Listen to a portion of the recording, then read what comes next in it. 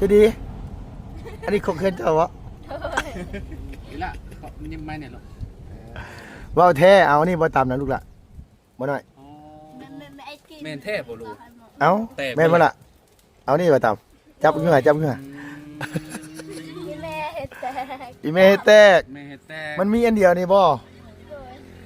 อ่า ตลอดตำตลอดเลย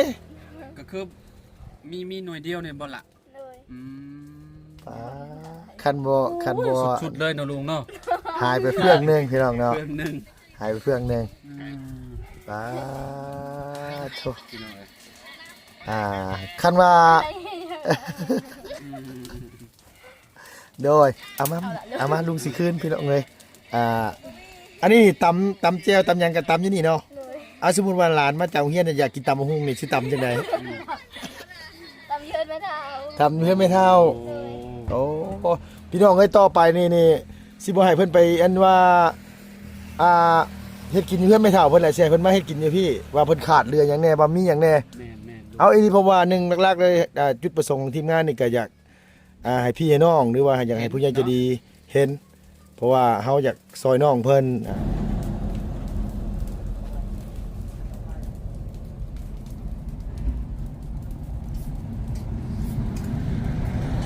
พอดีว่าน้องๆเพิ่นแกงหน่อไม้สู่ทางทีมงานกินพี่น้องเอ้ยลุงก็เลยมาถ่าอยู่ทางเฮือนน้องใจดีเนาะพี่เนาะเฮือนน้องกับป้าสุดติ่งเลยพี่น้องเอ้ยบอกภาษาบ้านเฮากับบ่จักความสิเว้านะเนาะพี่เนาะน้องๆก็อยู่มาตั้งแต่น้องน้อยๆบ่ซั่นว่าโดยก็มาสำรวจเบิ่งเนาะพี่เนาะเพิ่นอยู่มาแต่ดนแล้วเพิ่นก็บ่ได้แตกต่างกันเนาะกับอยู่เฮือนลุงอันนี้ก็คือผ้าขี้เมียงเพิ่นเนาะเดี๋ยวขออนุญาตเด้อพี่เนาะอันนี้คือคกตอนนี้นี่เพิ่นคือสิบ่มีอันต่ำเติบพี่น้องนะเพิ่นยังต่ำอันนี้เนาะ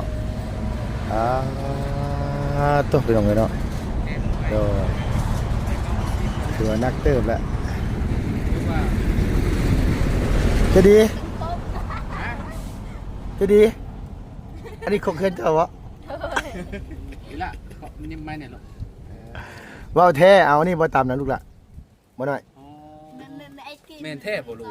เอา แต่ แม่นบ่ล่ะเอานี่บ่ตามจับขึ้นมาจับขึ้นมา อีแม่เฮ็ดแตก อีเมเฮ็ดแตก เมเฮแต่ มันมีอันเดียวนี่บ่ เลย อ่า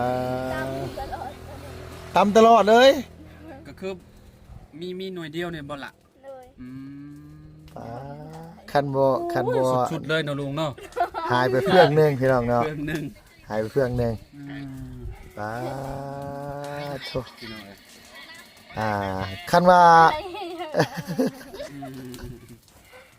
โดยเอามาลุงสิคืนพี่น้องเอ้ยอันนี้ตำแจ่วตำหยังกับตำอยู่นี่เนาะ เลย เอาสมมุติว่าหลานมาจากโรงเรียนน่ะอยากกินตำบักหุ่งนี่สิตำจังได๋ ตำเยินไม่เท่า ทำเพื่อนไม่เท่า โอ้ โอ้พี่น้องเอ้ยต่อไปนี่สิบ่ให้เพิ่นไปอันว่าเฮ็ดกินเพื่อนไม่เท่าเพิ่นแหละสิให้เพิ่นมาเฮ็ดกินอยู่พี่ว่าเพิ่นขาดเรือหยังแน่บ่มีหยังแน่ แม่น เอาอีนี่เพราะว่าหนึ่งหลักๆเลยจุดประสงค์ของทีมงานนี่ก็อยากให้พี่ให้น้องหรือว่าอยากให้ผู้ใหญ่ใจะดีเห็น เพราะว่าเฮาอยากซอยน้องเพิ่นให้มีชีวิตที่ดีขึ้นว่าง่ายๆซะคันพี่น้องบางคนเบิ่งผ่านๆนี่คิดว่าเฮือนน้องไอ้หลังนั้นน่ะหลังใหญ่ๆน่ะพี่น้องสิบ่เข้าใจว่าอันนี้นี่คือ นี่คือ เพื่อนอีหล่าเพิ่นแท้ๆเลยใหญ่อยู่นี่ตั้งน้อยๆก็คือว่าอะไรพี่น้องเอ้ยเนาะตกเท่าไรเทื่อแล้วอ่ะตกอยู่บ่นางตกอยู่บ่นี่ เคยตก ตกเฮือนอยู่บ่บ่เคย น้องแล้วตก น้อง น้องเราอ๋อแม่เราว่าน้องเราตกมื้อนั้นบ่แม่นน้องซั่นเนาะอ๋อ น้อง โด มัน ย ก็ตกต้นนั่นน่ะติต้นมะม่วงติ ตกนี่แหละเราว่ามื้อนั้นน่ะ แม่นบ่ละ นี่ตก เจ้าน่ะตกต้นมะม่วงแม่น แข บ่ นหักหมดเลย แขนหักบ่ โดยเนี่ยเขาไปหยิบเขาไปเป้าออกมามัน ใส่ๆเบิ่งหานั่นน่ะ หักหมดเลยมันหัก เลยได้ ใช่น่ะเบิ่งหา เห็นบ่ลุง เบิ่งหา มันหัก โอ้ เอาไปเป่า ใช่บ่ล่ะ เฮ็ดแบบนี้ดูล่ะใจดี อ๋อตะกี้ตกน่ะคือยังน้อยบ่ โดย เออโดย ประมาณอายุ2 ปีบ่ แม่ทำแม่อายุ10 ปีอายุ10 ปี อ๋ออายุ10 ปี อ๋อกำลังดื้อเลยเนาะ โดย แล้วปานนั้นยังถาม นี่คือดื้อไปเลย คือ แล้ว คอยเบิ่งเจ้านี่คือสิดื้อกว่าหมูครับ บ่คนประเภทนั้นเว้าเก่งซื่อบ่ดื้อปานใดดอกอันนั้นน่ะโดย ไม่ใช่เป็นประธานก็ได้ เออโดยเอากินแม่นางข้าวน่ะบ่ต้องอายแล้วว้าวเด้อลูกเด้อกินโนดข้าวน่ะบ่บุญพาน้องเพิ่นกินในข้าวน่ะอาจารย์เอ้ย บ่บุญระบบอันนั้นระบบกินนั่นปลาค้า โอ้โดยเอาสบายดีเด้อสบายดีเอาสบายดีพี่น้องแน่ลูกล่ะ ไป ลูก โอ้ย เจ้าน่ะขึ้นไปกิน เจ้าน่ะกินแซ่บเจ้าพาน้องๆเพิ่นกิน ค่อยบ่จากใจเลยค่อยบ่มักกินผักคะ อ่า กินได้อยู่แต่ว่าบ่มักนะ แรกๆเจ้าพันบ่อันนั้นบอกน้องๆเพิ่นแหละ มันก็บอกอย่างนี้คนบอกกิน อืม เอ้าไม่ได้ยินเด้ เอ บอกก็ได้ยิน มันไม่จะว่าทั้งเพื่อนกินเนี่ยขายเป็นใจปกติ โด เนาะ ยใช่ปกตินั่นแหละ ก็ได้ แต่ก็กินได้บ่แม่นว่ากินบ่ได้หรอกก็กินได้อยู่ก็กินได้อยู่แต่ว่าคือ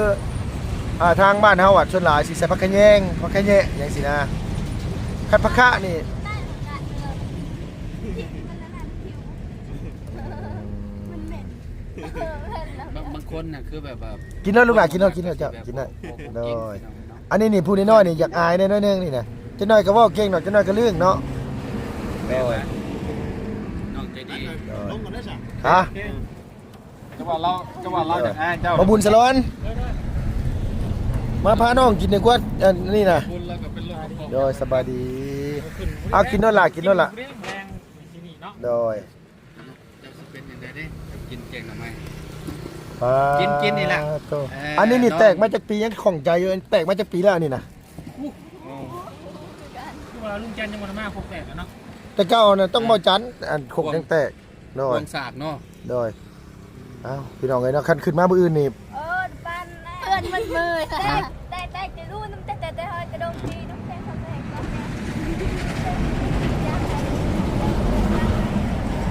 แตกอยู่เซ่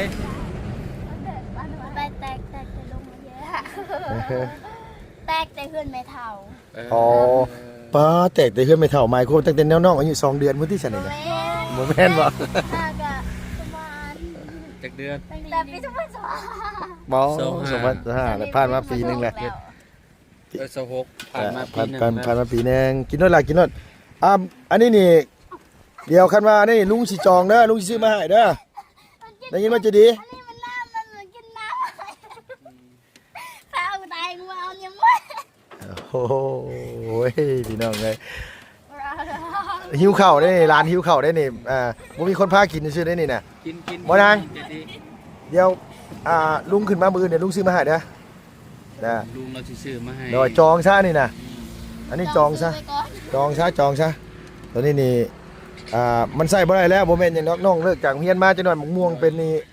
อยากกินส้มหมกม่วงนี่ตำบ่ได้เด้อพี่น้องเอ้ยนี่ตำได้แต่บักเผ็ดคันเอาหมกม่วงใส่นี่ ใจมะฮุ่งแห้งแล้วนะ แล้ว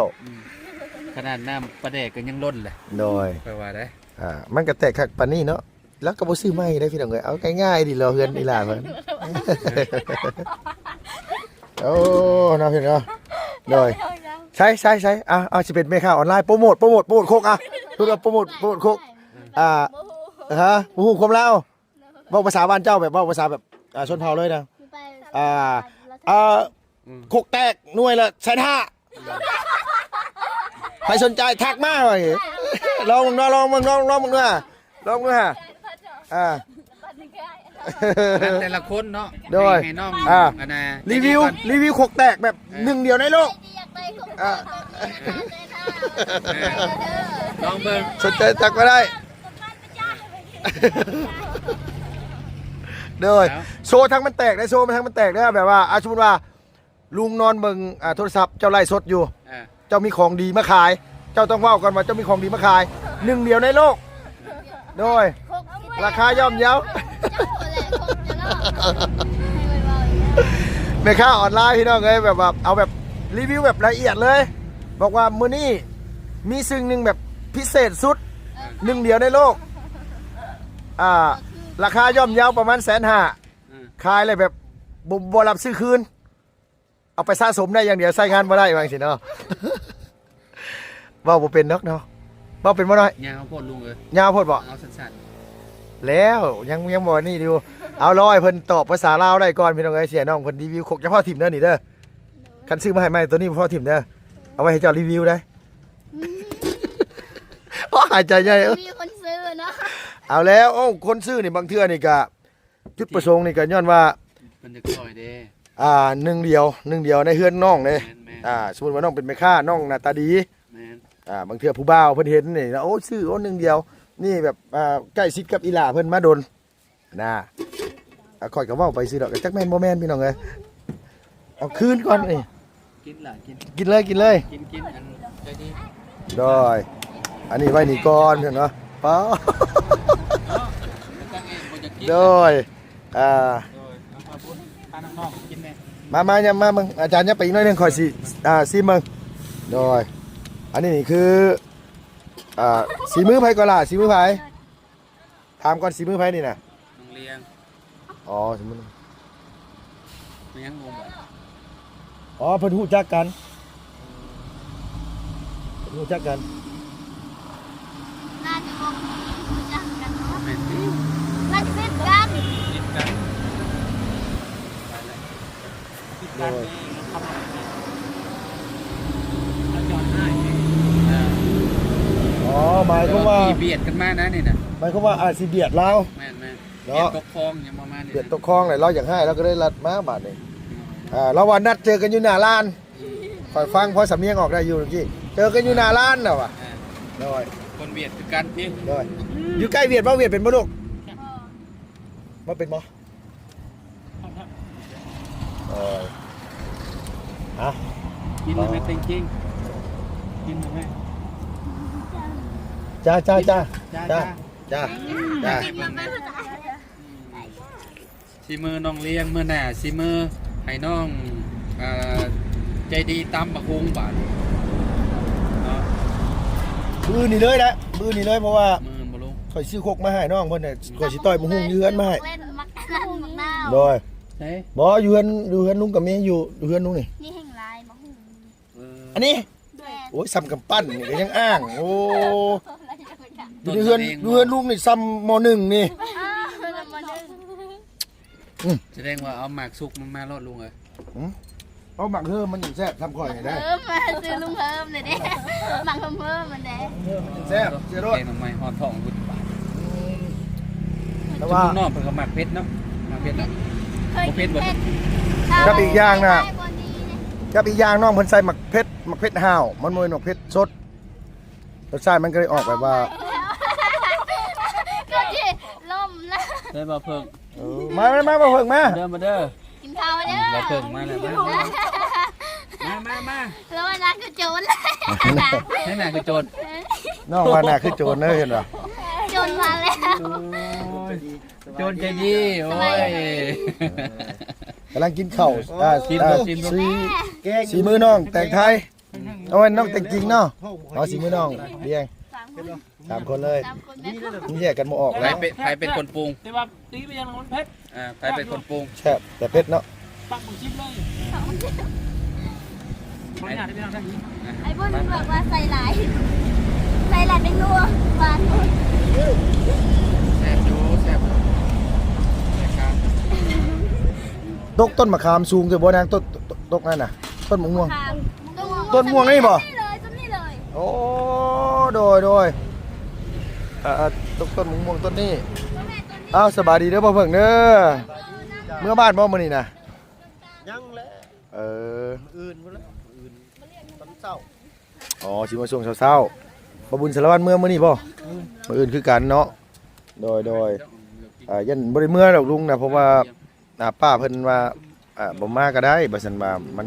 มาก็บ่ได้ไปไสโดย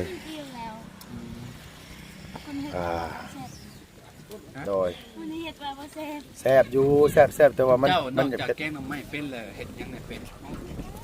แต่ แต่ สิ มั ยาน โมเสสคือ โอ้ เขามั่งได้คุณ มันคงก็ได้ ได้ว่าตำหุง เดี๋ยวเราพี่จะจูดเลย มื้ออื่นเด้อมื้ออื่นเด้อ แต่ว่า ก็ได้ เบื่อนะ มีเลยอยู่พี่ บนยาก บ่สิซื้อมานะสิซื้อมาหมูหุงสิต้อยมาดอกมื้อนี่ต้อยบางนาวสิซื้อมา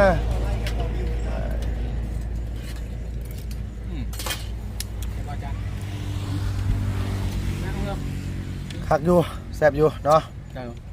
กินให้หมด แต่ในใดก็ตามแต่มื้ออื่นเนี่ย บนแล้วมันบ เบิด ข่อยสิซื้อโคกมาแล้วสิให้น้องเพิ่นลองเงินมาโคกใหม่เลยมื้ออื่นนี่ แซ่บนะลงอ่ะ โดยแซ่บอยู่ บอกว่าเจ้าจำแซ่บๆมาฮะ โดย เจ้าสอนน้องๆเพิ่นนำ โดยเลยข่อยสิบอกวิธีตำหุงนะโอ้เห็นว่าหน้าตาขี้ร้ายสิก็เป็นเชฟด้วยนางเอ้ยสิบอกให้ ทีมงานนี่มีแต่ลาวผู้เดียวนี่แหละที่ว่าแบบเฮ็ดกินน่ะสุดยอดเลยแซ่บ กินแซ่บเนาะ แม่น โดย มาพบมาพ่อแกงหน่อไม้บาดนี่ เอา โอ้ยแสบท้องวีวีพี่หน่อยเนาะ ฉันมันทันได้กินซ้ำโอ้